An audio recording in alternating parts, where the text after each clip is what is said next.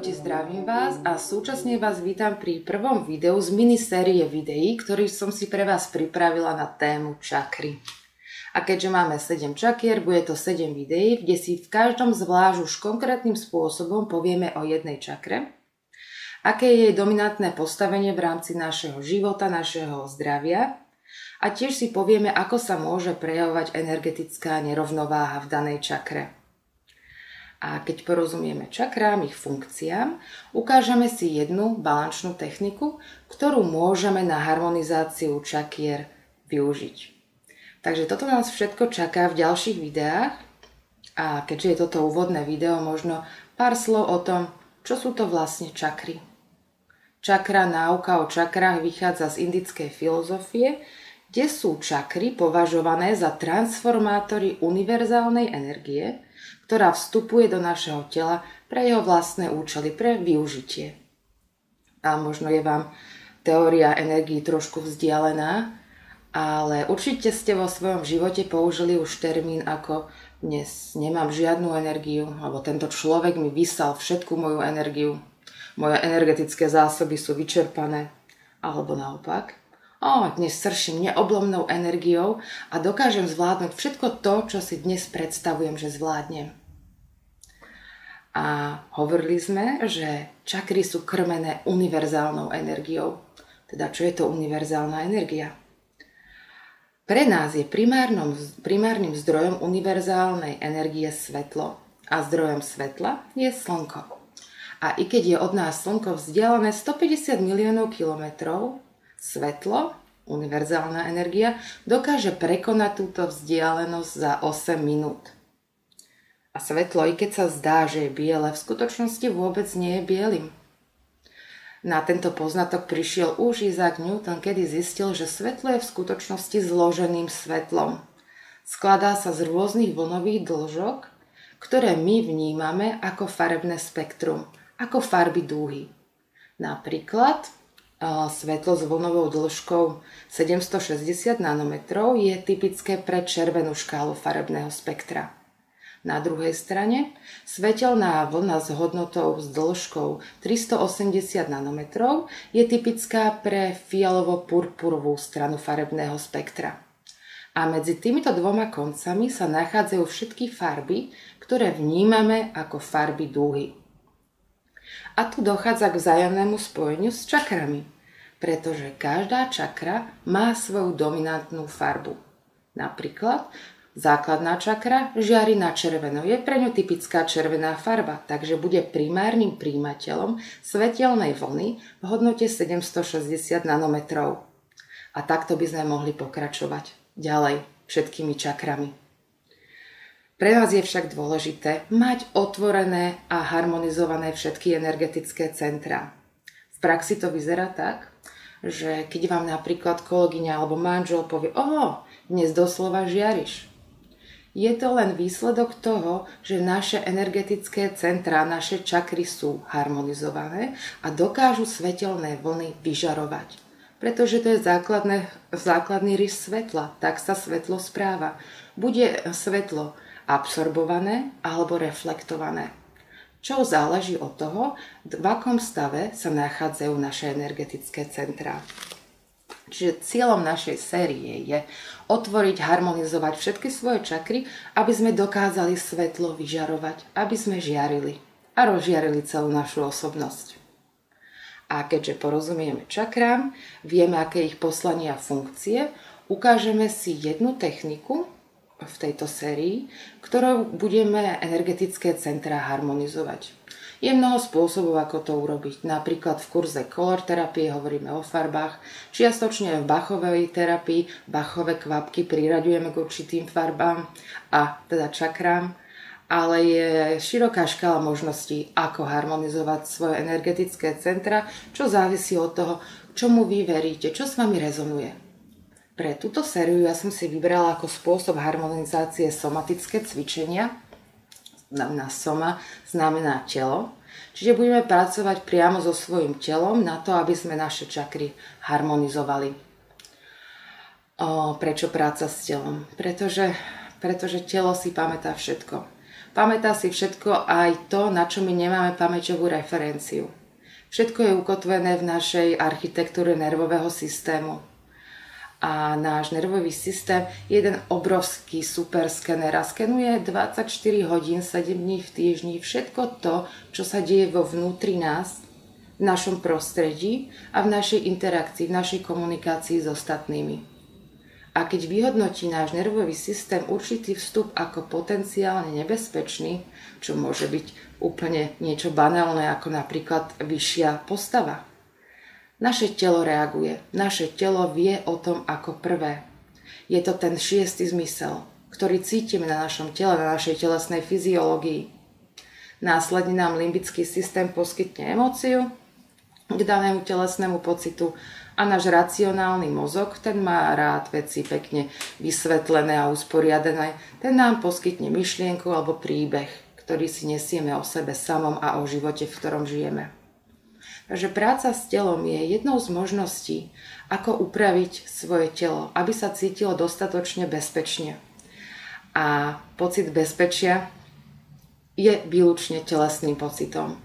A ako náhle sa naše telo cíti bezpečne, menia sa aj naše emócie a naše myšlienky. Takže to je v stručnosti, o čom bude táto miniséria. A keď ste pripravení, môžeme hneď začať. A pre dnešnú úvodnú lekciu si zoberieme základnú čakru.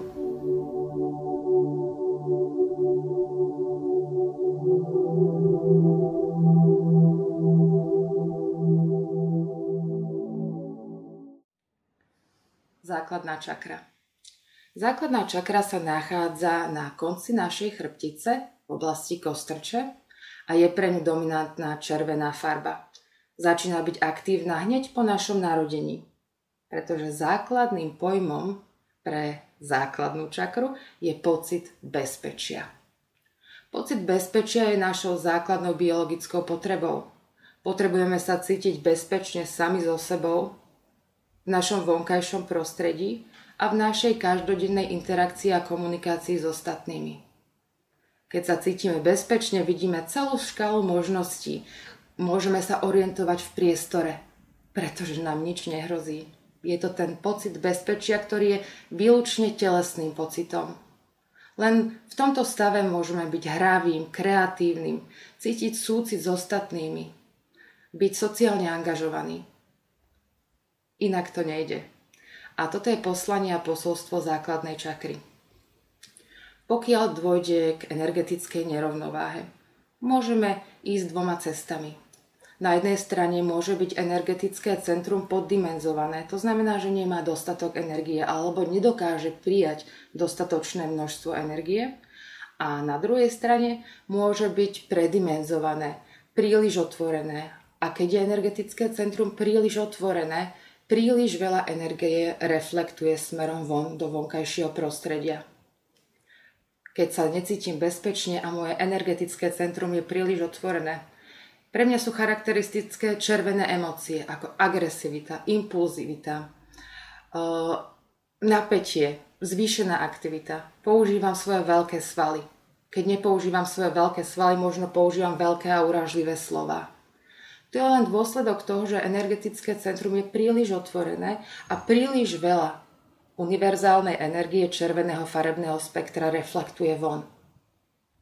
Na druhej strane, ak je energetické centrum uzatvorené a nedokáže prijať adekvátne množstvo energie alebo ju prijíma na vyživenie a na svoje účely, nedokáže túto energiu reflektovať von.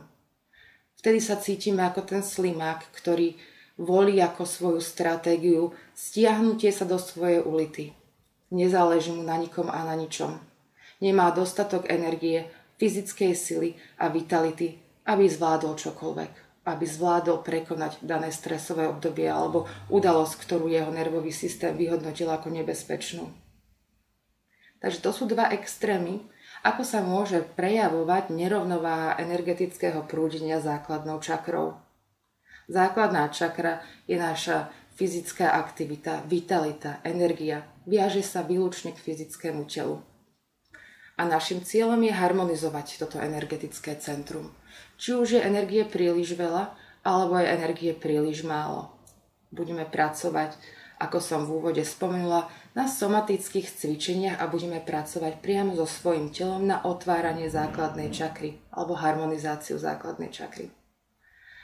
Tak a môžete si takéto jedno krátke cvičenie teraz so mnou vyskúšať. Budeme potrebovať podložku, karimatku. Ideálne je mať aj vankušik pod hlavu, aby sme zbytočne netlačili na krčné stavce. A môžeme ísť na to.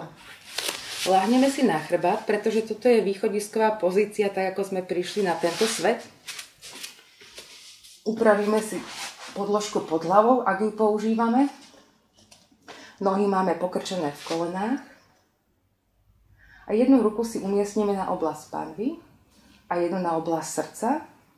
A v tejto pozícii budeme dýchať. Sústredíme sa na svoj dých, na svoj nádych a na svoj výdych.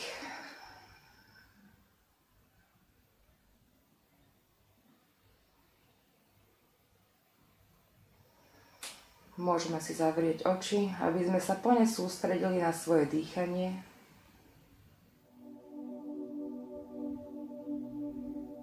Len pozorujeme, ako naše telo dýcha.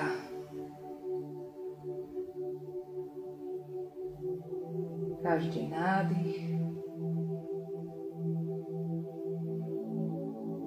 a každý výdych.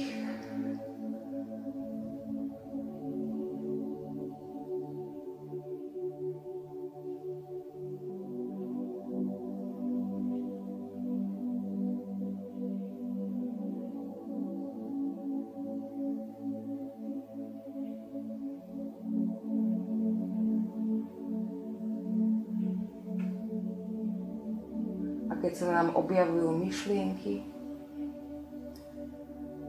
jemne si vrátime svoju pozornosť opäť k našemu dýchaniu a len pozorujeme každý nádych a každý výdych. A možno aj tú malú prestávku medzi nimi.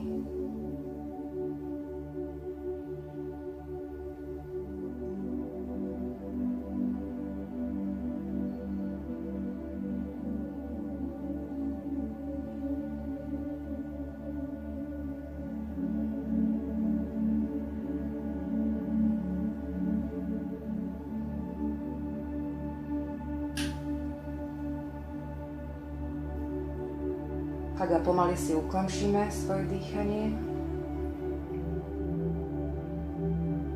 Zdvihneme si nohy. Rukami si obopneme koleno alebo kolena, ako vám viacej vyhovuje. A budeme jemne rolovať spodnú časť chrbtice na našej podložke.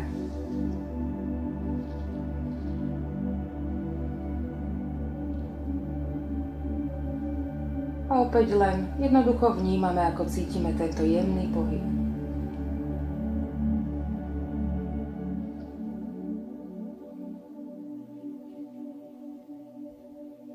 Ak je nám lepšie, môžeme si preložiť jednu nohu cez druhú. Získame tak väčšiu stabilitu.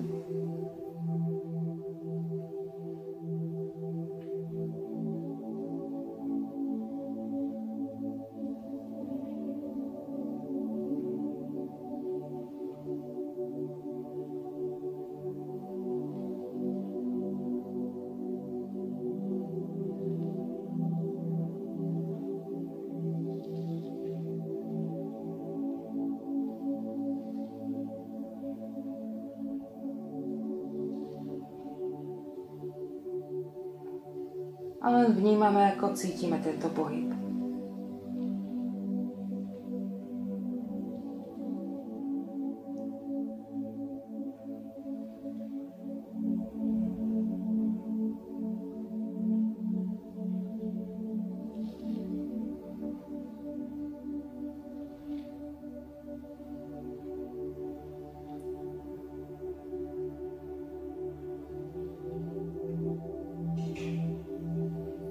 Opäť malá odmena. Položíme si ruky dlaňami nadol na zem, aby sme sa stabilizovali. Nohy si rozšírime a presahujú našu podložku, pretože budeme teraz kolena vtáčať. Pravé koleno vtlačíme donútra. a hlava pôjde doprava. A týmto spôsobom si natiahneme celú spodnú oblasť chrbtice. A vymeníme nohy. Ľavé koleno dovnútra, hlava doľava.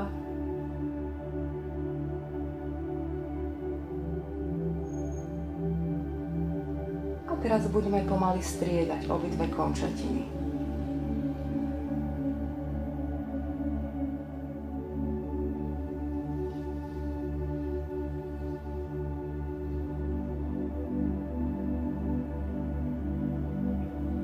Sú to pomalé pohyby.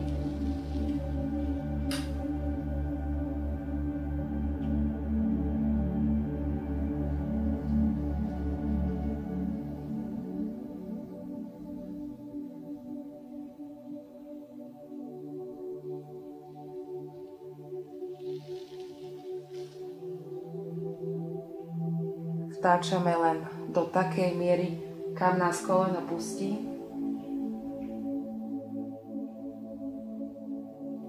Ale mali by sme cítiť jemný ťah v spodnej oblasti chrbtice.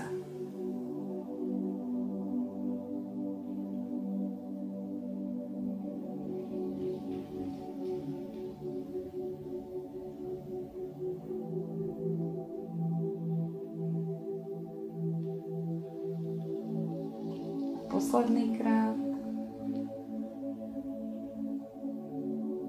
A dokončíme si aj druhú stranu.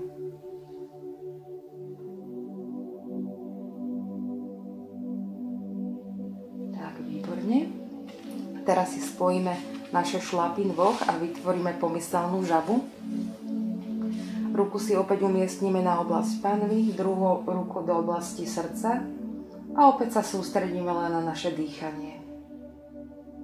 Každý nádych a každý výdych.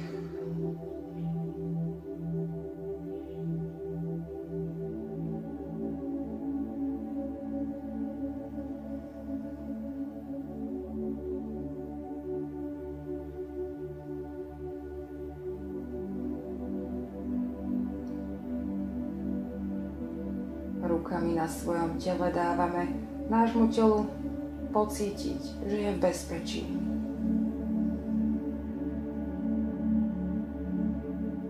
Sme otvorení, zraniteľní a pritom v bezpečí.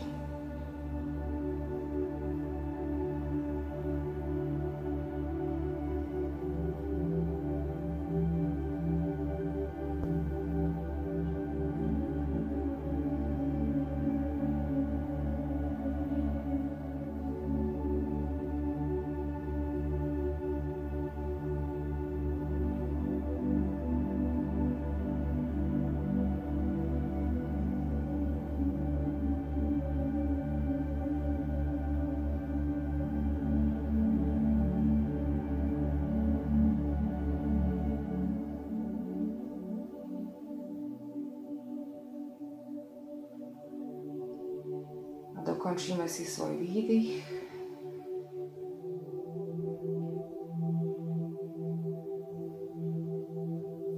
A opäť si položíme ruky na zem, dlaňami nadol. Tentokrát si preložíme pravú nohu cez ľavé koleno a opäť budeme vytáčať koleno do strán, aby sme natiahli opäť spodnú stranu našej chrbtice. Doprava, hlava doľava a na druhú stranu.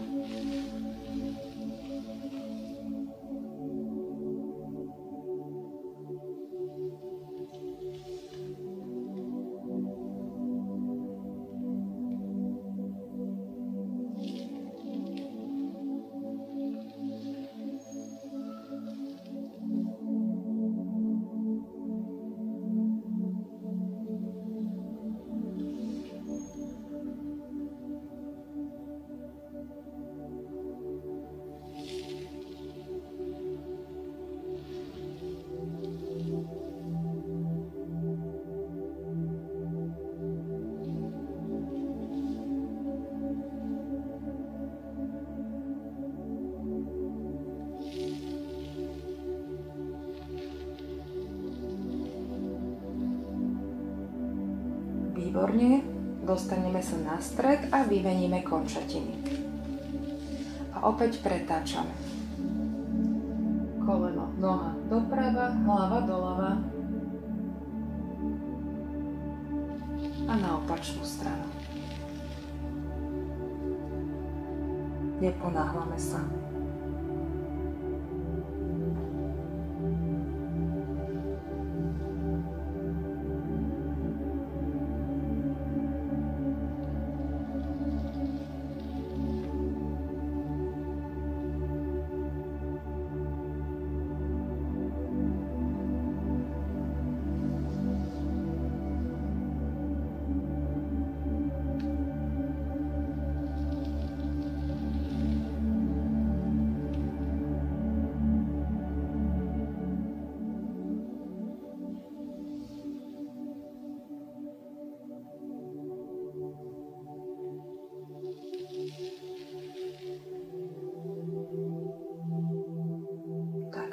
Dostaneme nohy na stred a už je posledné cvičenie, ktoré zase prenecháme našemu dýchaniu. Ruky si položíme tak, ako sme začínali. Jednu do oblasti panvy, jednu do oblasti srdca.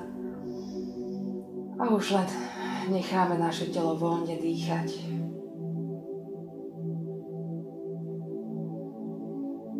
A možno aj skúmať, ako bezpečne sa cíti práve teraz.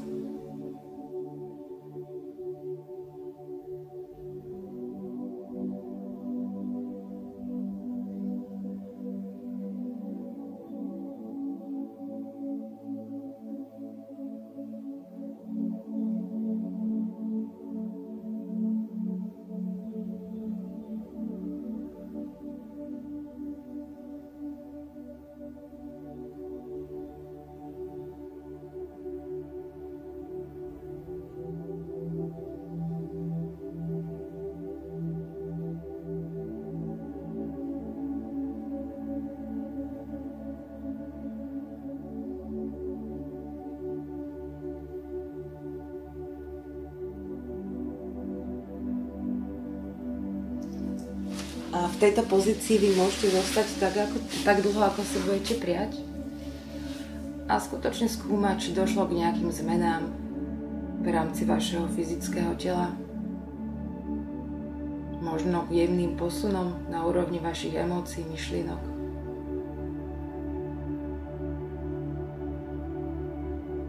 Ja sa pre túto sériu s vami lúčim a ďakujem vám za pozornosť.